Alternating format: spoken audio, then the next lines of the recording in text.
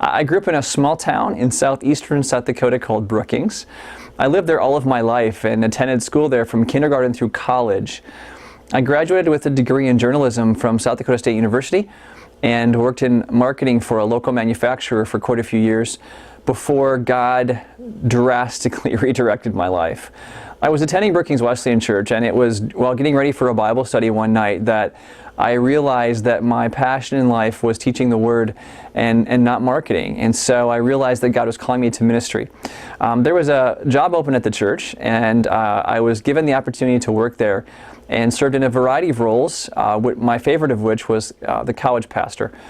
About 6.5 years ago, I started a new college ministry called Oasis that met on Sunday nights for a worship service. And God did some crazy, cool things in my life there and in the lives of students as well. And it was just a life-changing opportunity for me. I loved my job, but about 3 years ago probably, God began to redirect my life, and I kind of had a sense that He was up to something completely different, a different part of ministry.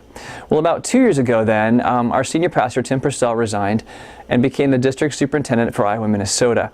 And on his last Sunday in July of 2009, he asked if I would come plant a church in this district.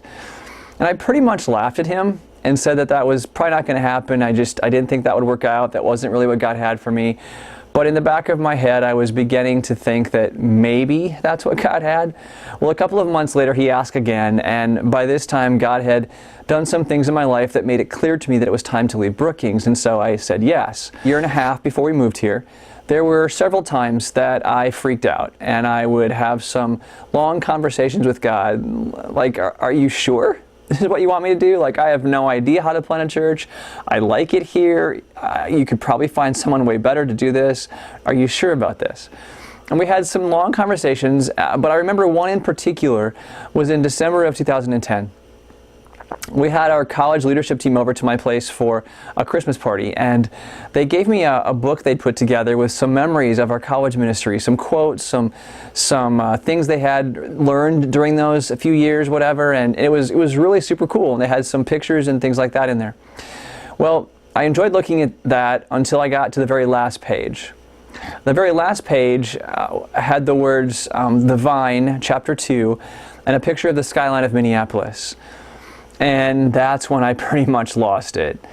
See, the first part of the book, I knew. It was college ministry, it was Brookings Wesleyan Church, it was Oasis. I knew that, I was familiar with it, it was comfortable for me. But when I got to the last page and saw the Vine, Chapter 2, and the skyline, I realized that that was everything I didn't know. So the first part of the book was everything I did know. The second part was everything I didn't know, and I lost it. And for the next 45 minutes, God and I had the most intense battle I think I've ever had before. I paced my floor praying, saying, God, I can't do this. You've got to find somebody else. This isn't the job that I can do, and giving him all the excuses of why I couldn't go. It was literally like a tug of war over my heart and over my future. And after about 45 minutes, I was literally exhausted, and I found myself collapsing on front of my couch with my head buried in the cushions, bawling my eyes out. And I finally surrendered to coming to Minneapolis.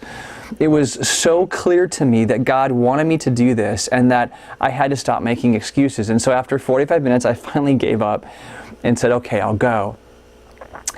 I'm grateful for those moments, particularly that one, not because they were fun or easy, but because there have been additional times since then when I've had moments of questioning, God, are you sure about this? And is this really what you want for me?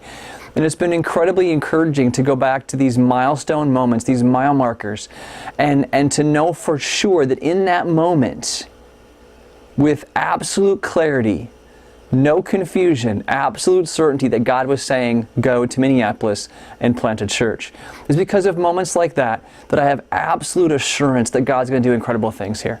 Over the past couple of years, as I've gone through this struggle of accepting the call to come here and really submitting to God, He has taught me so many things, but I guess I could sum it up by saying I've learned a lot more about God's timing, the beauty of His timing, about His sovereignty, about the way that He just wonderfully orchestrates people and events and situations for His glory and for His purposes.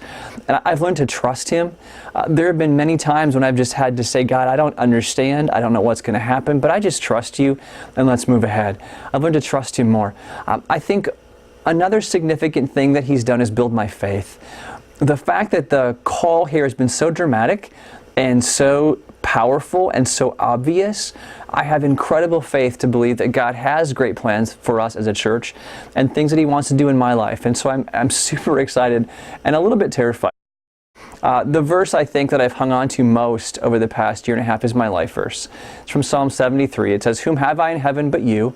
And earth has nothing I desire besides You. My flesh and my heart may fail, but You are the strength of my heart and my portion forever." I know that no matter what happens in this life, no matter what happens, He is the strength of my heart and my portion forever, and He is my eternal and beautiful reward.